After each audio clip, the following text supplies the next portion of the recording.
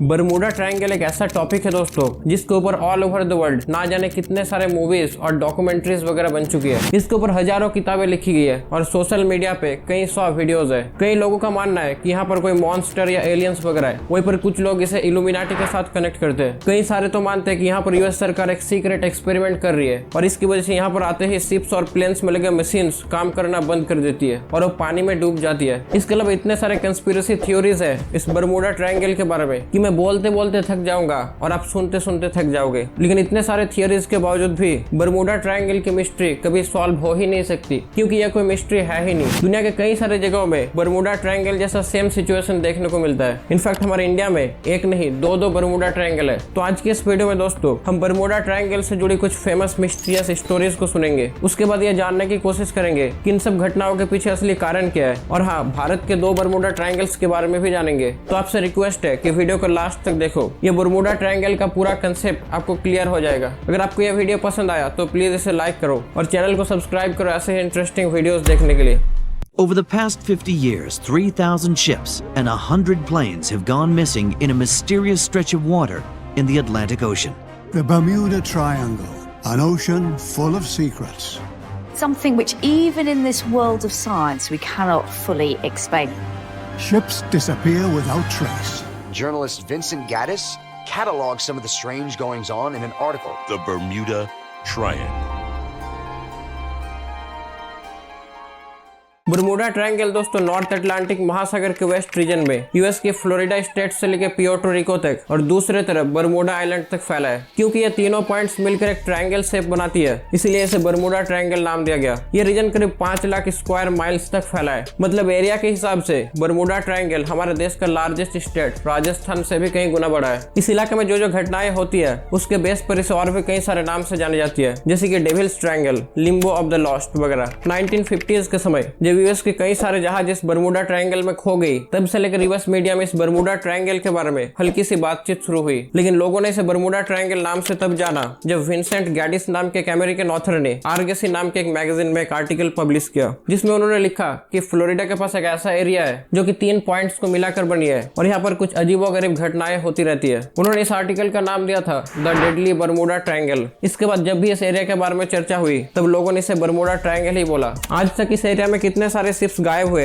इसके बारे में किसी को भी कुछ नहीं पता, लेकिन Britannica.com के एस्टिमेट्स के मुताबिक टोटल 50 शिप्स और 20 एयरप्लेन्स इस बरमूडा ट्रायंगल से गायब हुई है। बरमूडा ट्रायंगल को लेकर इंसानों का क्यूरियस आजकल का नहीं है, इसके पीछे की इतिहास सदियों पुराना है। आज से करीब 500 साल पहले साल 1492 में जब क्रिस्टोफर कोलंबस भारत की खोज में निकले थे, तो वो गलती से भारत के बदले यूएस पहुंच गए। यूएस जाते जाते एक जगह पर उन्होंने नोटिस किया कि उनके कंपास अचानक से काम करना बंद कर दिया और एक रात उन्होंने जब अपने जहाज से आसमान की ओर देखा तब उनको जलती हुई मोमबत्ती जैसा एक लाइट दिखा और ये लाइट आसमान से सीधा समुद्र में आ गिरा। इसके बाद कुछ साल अगर फास्ट फॉरवर्ड करें तो साल 1881 में जब एलन ऑस्टिन नाम का एक जहाज लिवरपूल से न्यूयॉर्क की ओर जा रही थी, तब 2 से 3 दिन ट्रैवल करने के बाद जहाज के कैप्टन ने एक अनप्लान्ड शॉर्टकट लिया ताकि वो जल्द से जल्द न्यूयॉर्क पहुंच पाए। और ये जो शॉर्टकट उन्होंने लिया वो बरमूडा ट्रायंगल के पास से गुजरती थी। अब जैसे ही ये जहाज बरमूडा ट्रायंगल के पास आया तब कैप्टन को कुछ ही दूर एक छोटा सा बोट दिखा जो कि अजीब तरीके से इधर से उधर मूव कर रही थी। कैप्टन ने कई बार उस जहाज के साथ कम्युनिकेट करने की कोशिश किया,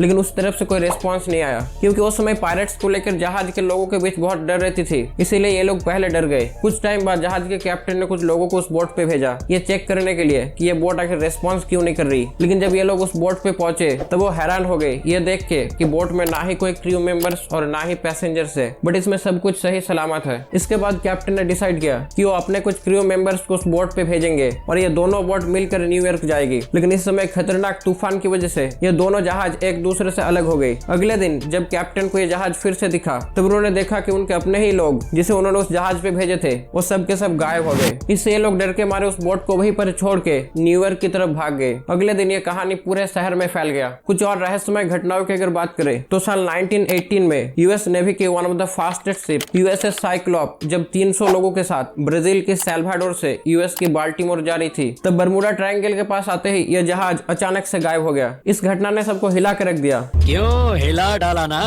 क्योंकि यूएस नेवी की इतना बड़ा जहाज जो कि एक साथ 12,500 टन कोयला को कैरी कर सकती थी, वो अचानक कैसे गायब हो गया। और दोस्तों आज तक लाखों कोशिशों के बावजूद भी इस जहाज का एक भी टुकड़ा हमें नहीं मिला। इसके अलावा 1941 में यूएसएस प्रोटियस नाम का एक जहाज जब 58 पैसेंजर्स और कई टन बॉक्साइट ओर के साथ जा रही थी, तब अचानक बरमूडा ट्रायंगल के पास से जहाज और सब के सब पैसेंजर्स गायब हो गया। इस घटना के सिर्फ एक महीने बाद एक और शिप जिसमें 61 लोग बैठे थे वो भी गायब हो गया। दिसंबर 4, 1970 में जब एक पायलट बरमूडा ट्रायंगल से बच के निकला, तब उसने जो बताया उसे सुनकर आप भी शॉक्ड हो जाओगे। दरअसल ब्रूस गिरनॉन नाम का एक पायलट 2 पैसेंजर्स के साथ बहामास से फ्लोरिडा की तरफ जा रहे थे। ये फ्लाइट उनके लिए बहुत ही आम थी क्योंकि उन्होंने पहले भी कई बार इस रास्ते से अपने प्लेन को ले गए थे, लेकिन इस बार उनके साथ कुछ अलग हुआ। करीब 300 मीटर की ऊंचाई पर उनको दिखा कि एक काला बादल उनके तरफ तेजी से आ रहा है। देखते ही देखते बादलों ने उनको पूरी तरीके से घेर लिया। उनके प्लेन में लगे रडार काम करना बंद कर दिया। वो कुछ सोचे समझे बिना ही तेजी से अपने प्लेन को आगे ले गए और फाइनली कुछ समय बाद सिचुएशन नॉर्मल हुई। अब यहाँ पर चौंकाने वाली बात यह है कि जहाँ बहामास से फ्लोरिडा की इस डिस्टेंस को कवर करने में 90 मिनट का टाइम लगता है, उसे इस पायलट ने सिर्फ 47 मिनट में ही पूरा कर दिया। मतलब इस समय प्लेन का स्पीड था करीब 3000 किलोमीटर पर आवर। इतना ज्यादा स्पीड दोस्तों आज तक किसी भी पैसेंजर प्लेन के लिए पॉसिबल ही नहीं है। तो आखिर प्लेन का स्पीड इतना ज्यादा कैसे हो गया, इसके बारे में हम आगे बात करेंगे। अब अगर आपको यह सब घटनाएं सुनकर अजीब लग रहा है तो मेरे दोस्त हैरान होने की कोई बात नहीं। बरमूडा ट्रायंगल कोई मिस्ट्री है ही नहीं। इनफैक्ट बरमूडा ट्रायंगल दुनिया के टॉप 10 मोस्ट डेंजरस प्लेस में भी नहीं आता। सिर्फ हॉलीवुड मूवीज और अतरंगी किताबों ने इसे इतना ज्यादा पॉपुलर बना दिया। अगर आपको भी ये लग रहा है कि बरमूडा ट्रायंगल के पास से कोई भी जहाज या एरोप्लेन वगैरह नहीं जाती, तो आप गलत हो। आप फ्लाइट रडार 24 इस वेबसाइट पर आकर लाइव चेक कर सकते हो कि इस एरिया के ऊपर से कितना ज्यादा प्लेन्स जाती है।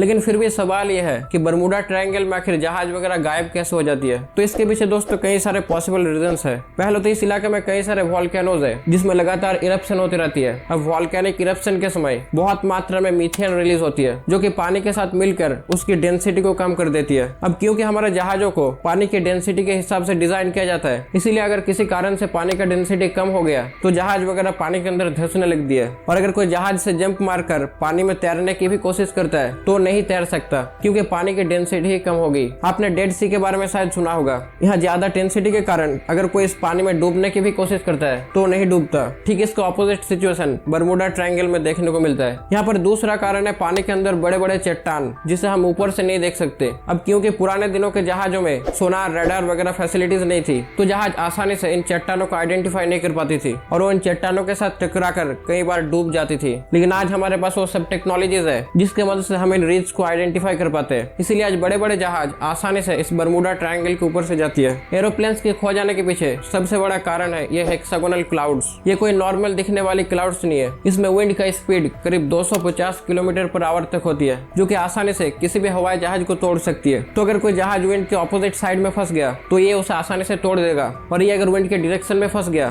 तो ये विंड जहाज की स्पीड को कई गुना बढ़ा देती है जिससे दुर्घटना के चांस कई गुना बढ़ जाती है। अब ये तो थी बरमूडा ट्रायंगल की बात। ऐसा ही एक ट्रायंगल जापान के पास भी देखने को मिलता है। इसे ड्रैगन ट्रायंगल कहा जाता है। यहाँ पर भी शिप्स और एरोप्लेन्स कई बार गायब हुई है। 1980 में डर्बीशायर नाम का एक बड़ा जहाज जो कि टाइटैनिक से करीब 2 गुना बड़ा था और जिसमें कई लाख टन आयरन ओर भरा था, वो अचानक इस ड्रैगन ट्रायंगल में खो जाता है। जापान सरकार इसे खोजने के लिए एक रेस्क्यू टीम को भी भेजा, लेकिन ये टीम भी खो गया। बाद में ये पता चला कि बरमूडा ट्रायंगल जैसा सेम कंडीशन यहाँ पर भी देखने को मिलता है और इसे एशिया का बरमूडा ट्रायंगल या ड्रैगन ट्रायंगल नाम दिया गया। भारत में भी बरमूडा ट्रायंगल जैसी 2 जगह है, एक ओडिशा का अमरटा स्ट्रिप और दूसरा अरुणाचल प्रदेश का एक लेक जिसे लेक ऑफ नो रिटर्न भी कहा जाता है। इन दोनों जगहों में कई सारे प्लेन हादसे हुए। हालांकि ये 2 जगह बरमूडा ट्रायंगल जैसा इतना बड़ा नहीं है। इसके बारे में ज्यादा लोग इसलिए नहीं जानता क्योंकि इन सब चीजों के बारे में ना ही कोई किताब लिखा गया और ना ही कोई मूवीज वगैरह बनी। भारत के इन 2 बरमूडा ट्रायंगल्स के बारे में हम किसी दूसरे वीडियो में बात करेंगे। उम्मीद है आपको यह वीडियो पसंद आया। अगर पसंद आया तो प्लीज वीडियो को लाइक कीजिए और चैनल को सब्सक्राइब कीजिए ऐसे इंटरेस्टिंग वीडियोस देखने के लिए।